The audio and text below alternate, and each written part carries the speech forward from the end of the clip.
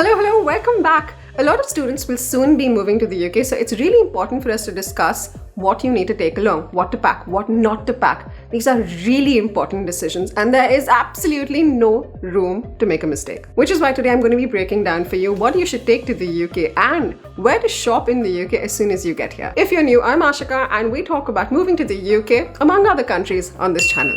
If you haven't hit the subscribe button, now's the time to do it. And with that, let's dive in. Now, I've been in the UK for about 2.5 years now, so I have a fair understanding of what you're actually going to require in the UK and what you're not going to require.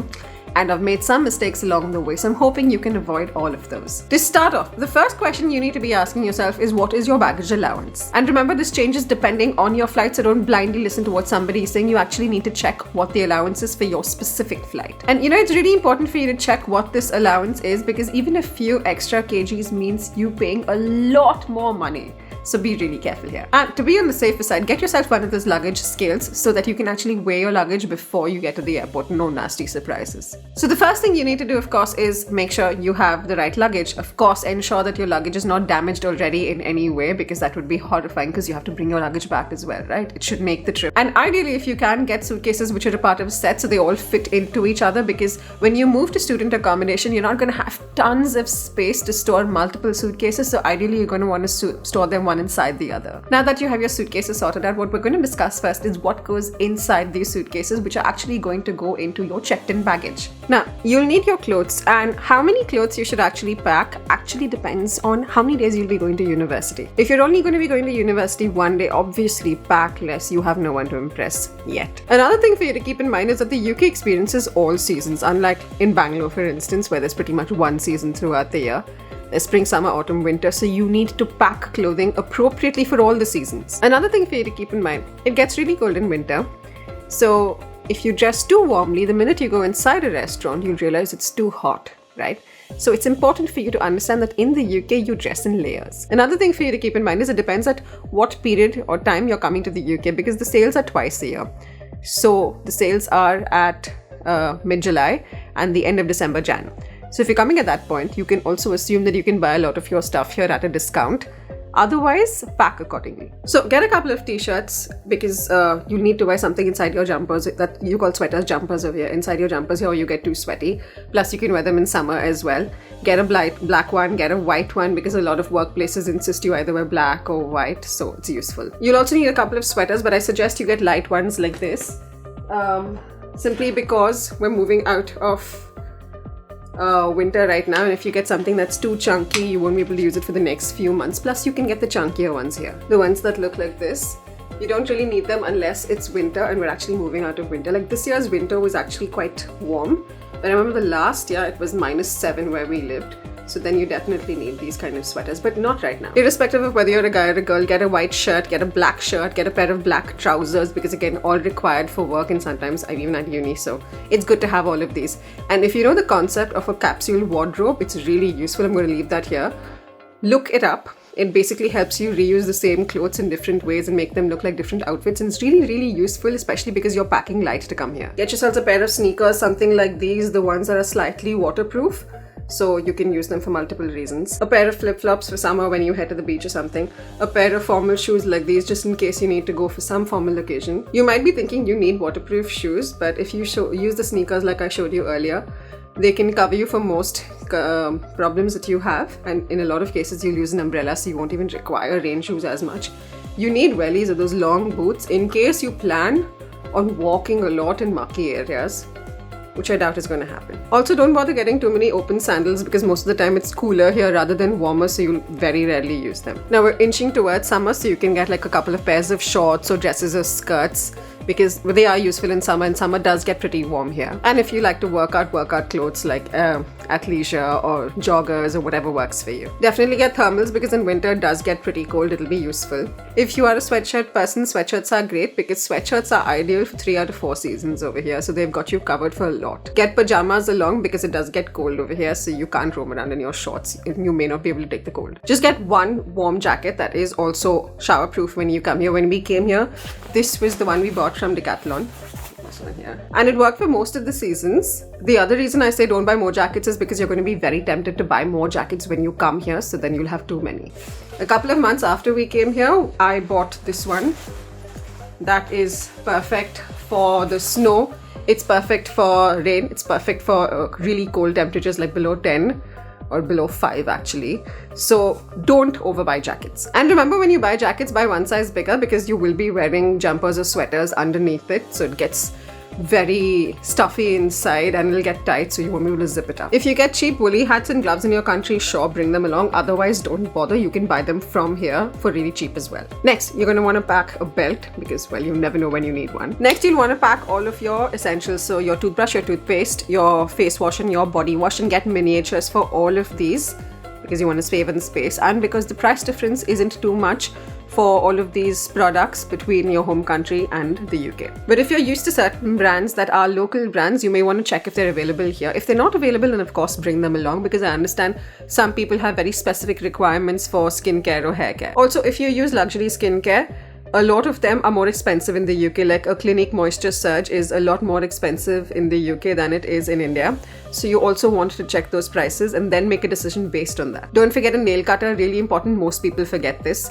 When it comes to your bedding, one bedsheet and pillowcase is sufficient, and one towel. And the reason why I say just one is because you can come and wash them here, and a lot of good student accommodations also provide washing machines, so you can wash them until you get the next set, which means you don't have to overpack. Like accommodation listed on this website called Amber, which actually has washing machines, which means when you come here, you have this one pair, and then you can wash them whenever you want, and that gives you time to go and buy an extra set because you don't want to carry too much luggage when you're coming. Some of the Amber accommodations have gyms, they have their own private terraces, they have game rooms, they have their own kitchens, so it's really cool. They have their own Wi-Fi connections set up already. One more thing I wanted to tell you was a lot of student accommodations in the UK actually require guarantors. So if you aren't aware, a guarantor is somebody who will ensure that your rent is paid just in case you bounce without paying the rent. And a lot of accommodations in the UK insist that you give a UK-based guarantor. So that's somebody in the UK who will give a guarantee that you will pay your rent. And that can be tricky if you don't know anyone, because when we first moved here, we didn't know anybody in the UK, so we didn't really have a guarantor. But the good thing with a lot of accommodations listed on Amber is that they allow for guarantors from any part of the world. So you can use your guarantor as somebody who's your parent or your partner or your spouse, your friend back in your home country and still get accommodation without having a UK guarantor. So that's really brilliant if you ask me. The next thing you'll want to pack is your medicines because, to put it mildly, healthcare in the UK is a challenge. Many pharmacies shut at 6 p.m. So if you need medicines after that, you cannot go to a pharmacy, they're all closed. So it's really important for you to bring along all the essentials like medicine for a fever, for a cough, for a cold, for a headache, for any body aches, band-aids, or even any medicine that you take on a regular basis. Next, if you wear glasses like I do, well, actually I only wear glasses at night because my eyes hurt by looking at the laptop for so long. If you wear glasses, bring along an extra pair because it's a huge challenge to get glasses in the UK. Which one's better? I think that one. Because it's a huge challenge to get glasses in the UK and you need a prescription which is less than 12 months old. So you cannot go and buy prescription glasses in the UK. With an older prescription, they'll make you go visit a doctor, get your eye test done, pay for all of that just so that you can buy glasses. So get along an extra pair. Also, don't forget to get your teeth checked before you come over here because not all of the dental surgeries are a part of the NHS, and the ones that aren't a part of the NHS are not going to give it to you for subsidized rates, and it can be really expensive. The next thing you want to pack is a small umbrella because it rains quite a bit in the UK. And especially if you're coming from India, umbrellas are dirt cheap over there, so just buy a really small one there and bring it along. You'll want to get one of these little razor thingies along if you're a woman because it's useful when you don't want to spend on getting your eyebrows done or when you're too busy to go get them done. You get them on Amazon, they're really cheap and they run on a battery and you can recharge a lot of them. Oh, I forgot. Don't buy snow boots. We bought these from Decathlon, assuming it would be snowing a lot in the UK, and it's been almost 3 years. We've never worn them even once, so don't make that mistake. Don't forget to carry along a notebook, a pen, a pencil, an eraser, all of the basic stationery so that if you have to make notes or anything, you have something. If you are Indian and if you have a OnePlus phone like I do, this is a OnePlus 6, which is really old, but it's still working perfectly well. You will not get accessories. So my screen guard has cracked and you don't get the screen guards here, or you get them in extremely overpriced. If that's the case and you have a OnePlus phone or a phone which is basically not an Apple or a Samsung, Bring along some extra accessories like screen guards or any like chargers, because you won't get them here. Now, moving on to your hand baggage, I put all of my most important belongings in my hand baggage because just in case the airline loses your luggage, which has happened in a lot of people's cases, these things should not get lost. So for my hand baggage, I usually check in the smallest of the 3 suitcases when you get that whole set, the smallest one, and I use this as my handbag. Like you can see, it's really big, so I can fit a lot of stuff into it. So if you're a woman, get something this big. It's also waterproof because a lot of accidents happen when you're traveling, so it's good to be careful. And I dump a lot of stuff. It doesn't have a fixed shape, so I can dump whatever I want inside there. Now, what goes inside your hand baggage? Obviously your passport copies, and your local IDs. Also take a couple of passport photos, take about 5 or 10 if you require them for anything over here. Get your college acceptance letters, your student ID. If you have bank loans, get all of the bank loan paperwork. When it comes to bank cards, get one Forex card and one debit or credit card from your home country with international banking activated before you leave. Because at a lot of places, your Forex card will not work when you try doing a tap, so remember that. When it comes to cash, carry about 100 to 150 pounds. Don't carry more than that because a lot of places in the UK are cashless, so they won't accept cash from you. Get a driver's license. So if you are Indian, you don't need an international license to drive in the UK for up to 1 year. You can drive on your Indian license.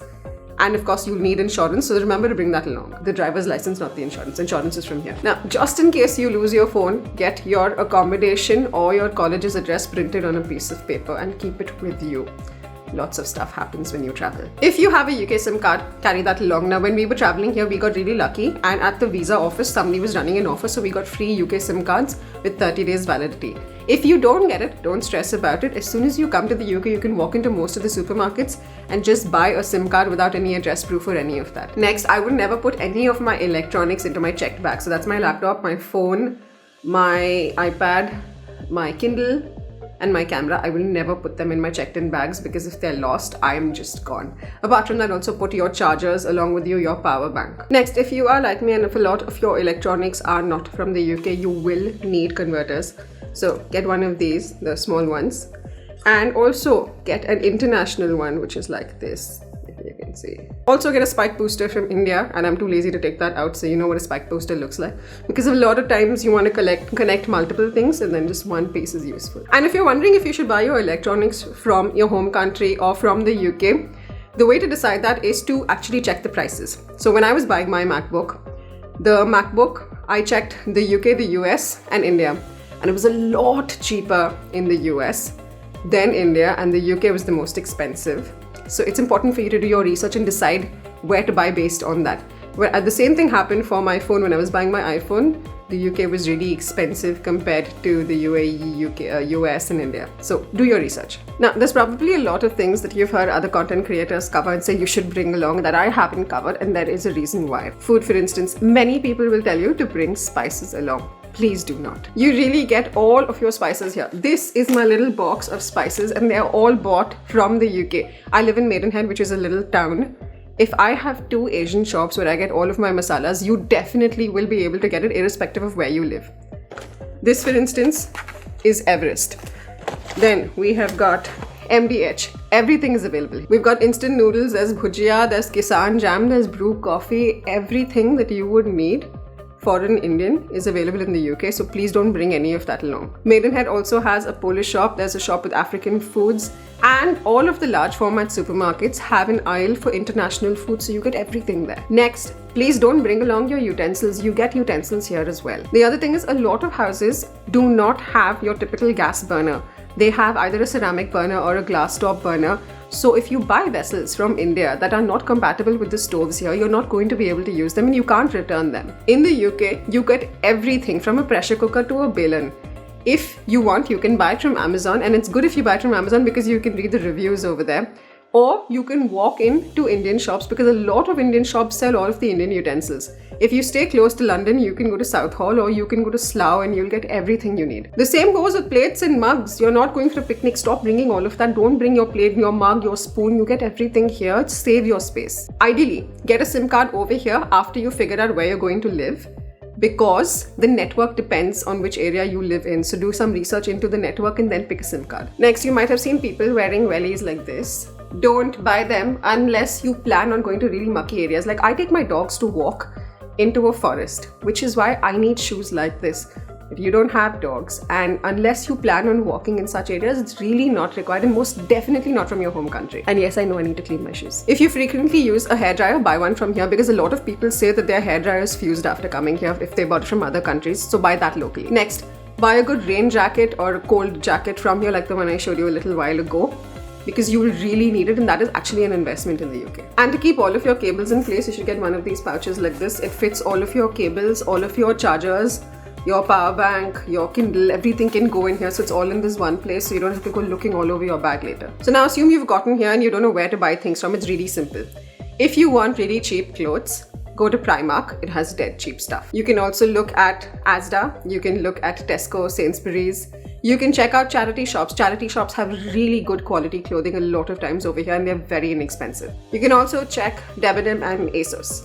There are certain brands that I'm not mentioning because they're known to steal data, so be careful of where you're shopping from. If you want your clothing to last, on the other hand, I would suggest you go to Next. Next is from where I got that big black overcoat that I was showing you earlier, not overcoat, the big rain jacket. Or you can buy from Marks and Spencer's. If you need to buy any toiletries, now either go to any large supermarket like a Tesco or Sainsbury's, Asda, Aldi, all of those. Or you can go to a Boots or a Superdrug. For vessels, check Amazon or Southall, Slough, Birmingham, all of these major cities or major towns where there are lots of Indians. If you want local food, Google Asian shops near me, Polish shops near me, there'll always be some close by. If you're stressed about food, especially when you first move here, when you have your exams, you don't need to bring packets of Maggi along. Instead, remember this, that a lot of supermarkets have ready to cook food or ready to eat food. All you have to do is pop it into the oven or pop it in the microwave and you're done. You don't have to cook it. They've got vegetarian, they've got vegan, non-vegetarian, everything. If you want to buy shoes, always look for the factory outlets. Like the Nikes I showed you earlier was £16 from the factory outlet of Nike, which is in Taplow, which is really close to Maidenhead. There's also another one in Wembley, like lots of factory outlets, so you should shop there. If you want household items, beddings, bed sheets, duvet covers, all of that, go to Primark, or you can try Matalan, you can try Dunelm, you can try Tesco. They've all got really cheap options for everything that you need, from bathroom mats to your bed covers. They've got all of it. And the good thing is, apart from Primark, everyone delivers at home. Primark does not have an online delivery system. I don't think they want one, but everybody else delivers. And if you need to buy some furniture, like quick, cheap furniture for yourself, you can look at IKEA, you can look at again Dunelm or Matalan or Facebook Marketplace. It has some really good deals. Alright, that's it. Now you know exactly what to pack, exactly what not to pack. If I hear one more person saying I'm going to bring my vessels along, I will lose my mind. Don't bring your vessels. I hope this video has been helpful. Thanks for watching.